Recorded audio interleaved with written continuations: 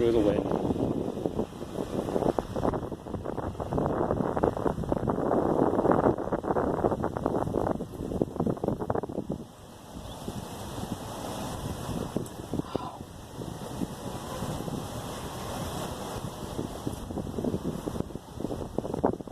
Alright, I remember by August of last year, I had been an English teacher for about 3 months, so I, for the most part, knew what I was doing. And I remember one day in particular, I was walking up to class, to the classrooms, and as I was walking up the stairs, I saw some new posters hung up, and they were all in Thai, so I didn't know what they were saying. But I saw some images, so I could sort of make some assumptions, and there were images of looked like adults with school children, and I was scanning through the scribbly lines as it was all in Thai, and that's what Thai looks like to me in its written form. I was scanning through it, and I saw a couple English words said open house. I was like, okay, there's probably going to be an open house sometime, and I scanned further, and I saw a number, like a numeric number. It was something for the likes of 19, something around there, doesn't matter. 19 plus a Thai word near 2562. So knowing this, I saw images of adults and school children, plus the English words open house, and plus the numeric numbers 19 and 2562.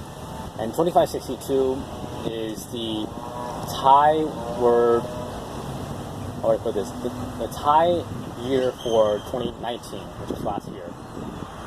But so knowing all this, I could reasonably assume that there was going to be an open house on the 19th of August or July 2562, which is 2019. So it was going to be this coming Saturday at the time. Based on my guesstimations, that's what I assumed.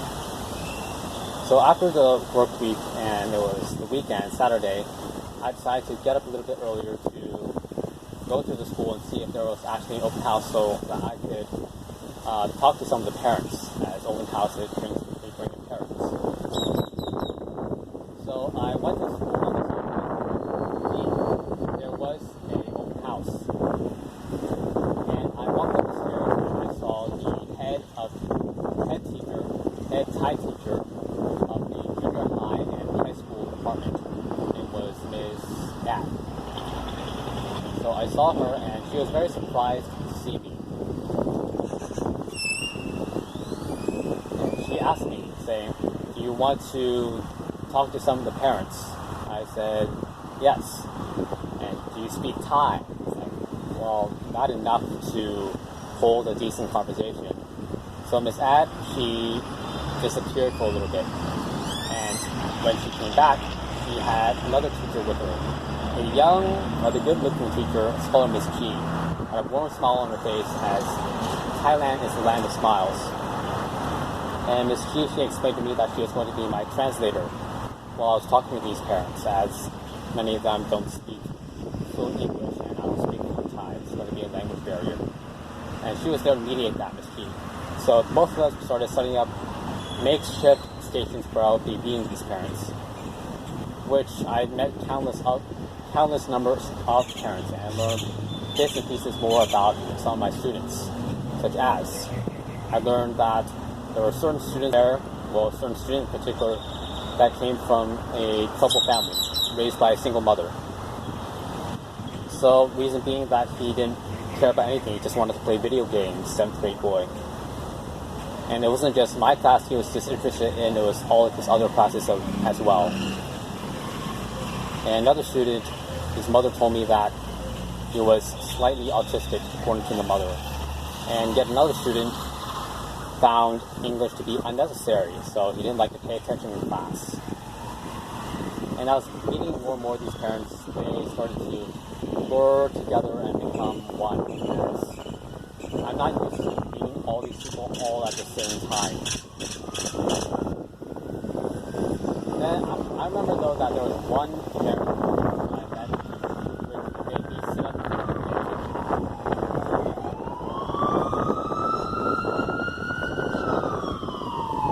so this parent, she said she was the mom of a 9th ninth grade boy.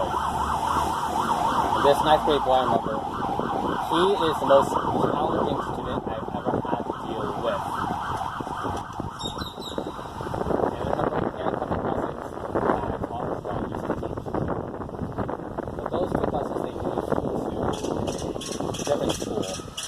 And as they moved to a different school, I remember thinking to myself, why didn't you just take this boy along with you? I don't want to teach him. I was thinking that to myself. Of course, it wasn't to be. So I met his mom, and we started off with just some basic pleasantries. We were just talking with one another. And as we were introducing each other to one another, I learned that she had some English and began talking about this boy. I said to her that I thought he was the worst student I've ever had to deal with in my life. Worst student out of all of these 90 or so students. I continued saying things such as, I don't know if this boy thinks he has a silver spoon in his mouth and he doesn't have to work because he's just going to inherit things, and so on and so forth. And as I was saying this, I could tell that Miss G, who has been so kind as in to help me translate my words in this Thai to all these parents so they can understand, she began to hesitate in translating as she can tell that the words I was saying were not so pleasant. But the mom of this ninth grade boy, she understood enough English, and by my demeanor, at the words I was saying they weren't compliments. And this month, she began to use some careful rebuttals, saying, I should do this better, that better, which I didn't listen to any of it. And we ended that conversation with some more pleasantries to say goodbye, and it was nice meeting you, etc. I could tell that there was a tension between us after the words I said. And as I was leaving that day, I remember I saw a group of the 8th grade parents. They were huddled together talking with one another. And I remember I called out to them saying, it's nice meeting you all before leaving school for that day. And on the following Monday, when I returned to actually teach classes, I remember there were the head of the English department, head teacher. He pulled me to one side and made some comments saying, I didn't know that you were going to show up to school on Saturday, as those signs of the open house, they were meant for weren't meant for foreign teachers to see. That's why it was in Thai. It was just to notify students, to tell their parents. And then he went on to ask me, all right, so what did you learn from this experience you had, this parent-teacher conference? And I told him, a lot of things about individual students, which goes beyond the scope of this conversation. Also made a few comments saying that, it was a bit of a role change from being a student in a parent-teacher conference to being a teacher, doing it in a foreign language, which was an experience. Then, I told his head teacher what I said, and after I said, talk about my experience, he told me that next time I want to do things such as this, you to consult him first, so that as he's been in Thailand for many decades, he's a British person, he was fluent in Thai, and any miscommunication between the language barrier, he would be able to smooth it out. That was just a text for what he said. More importantly, though, he said that what I told the 9th grade boy's mom, it may seem true to me, and perhaps a lot of other teachers agree with what I have to say, as I'm sure a lot of the other teachers had problems with this particular student as well. It's important to be economical with the truth, not to be so blunt. Of course, me being so idealistic, I didn't want to listen to him. So I just sort of walked out his words. I was listening but not listening, so to say. And as I reflect back, I realized how childish my behavior was. Allow me to explain. So as I was walking, as I previously said already, I was walking away from the school after finishing the, and they were talking with one another, which is what parents do. Parents like to talk with one another, to talk with one another, and there's a good chance that the body of the parents will be turned against me. And I was teaching at a private school at the time, and the thing with private schools, especially in Thailand, is that oftentimes these students, as they are paying the school, they're seen as customers. And as the old saying goes, the customer is always right. And by extension, you want to keep your customers happy, as well as their parents, by in correlation. And me needlessly, saying all these things that it didn't help anyone by expressing these thoughts, even though I thought it was that only serves to make an unneeded enemy. And that's just in a school setting. While in the real world, well, you don't know in the real world who has power and who doesn't.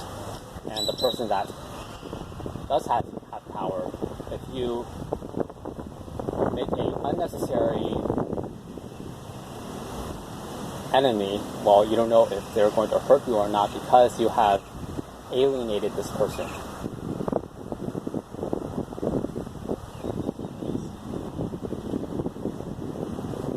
And a very human truth is this, is that we people, we know a lot of things about ourselves and about the people around us. But oftentimes, when other people say it back to us, it makes us angry. The truth sometimes makes us angry. To be very concrete about it, we don't like it when other people say that we're short, we're fat, we're bald, our child is imperfect, etc. We know it's true, but when other people say it, we portray that other person in a negative light. And another example would be the emperor has no clothes. Everyone knows that the emperor is butt naked. No one's going to risk aggravating this person in power. Only this child is going to be so ignorant in doing so, because everyone else, we have inhibitions to protect ourselves, and these inhibitions help smooth out society. And when I was being, I have to be a straight shooter and say things as they are, no matter how much they hurt people want about it, that would beat my push or dance around the problem. Sometimes we're going to step on a lot of toes, you may want to step back onto your toes or worse.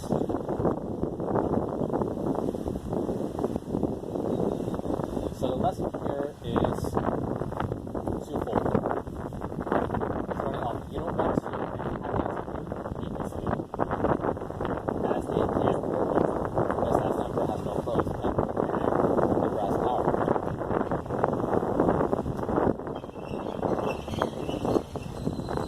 So you should be as take a leaf from the head teacher, what he said, to be economical with the truth, as it serves, like I've already said, serves two purposes.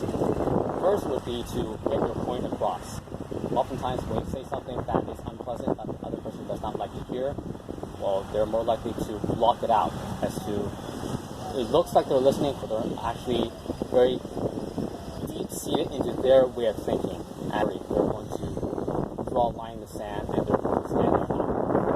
If you're economical with the truth, as the teacher said, or you withhold some truth, or rearrange it, package it, more likely to listen. And once they listen, the second purpose, you're more likely to get what you want. As once other people have heard your point and your reasoning, and they actually listen, you're able to influence the other person what you want them to do.